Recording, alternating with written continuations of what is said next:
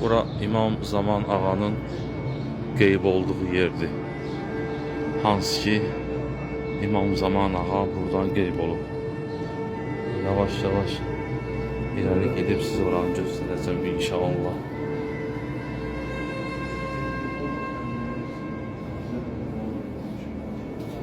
Ya Allah, Allah qəbul etsin. Allah. Ya Allah.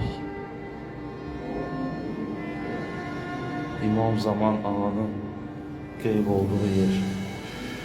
Ya Allah. Bu sərdabədir. Bu sərdabədən axırıncı dəfə görünüb İmam Zaman Ağa buradan qeyb olub. Ya Allah.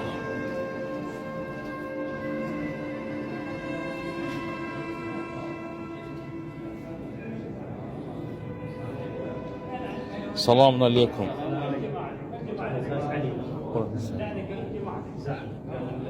Allah.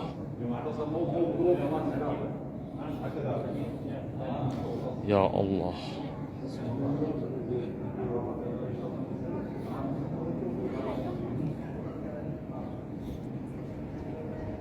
Ya Allah.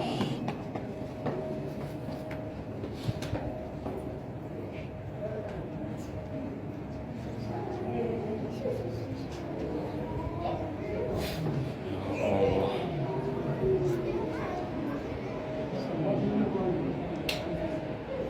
Serdalı bıraktı. Bak. Burada İmam Zaman Ağa'nın qeyb olduğu yer. Hemen yeri bak bura. Ya Allah. Bismillah. Bismillah. Ya Allah.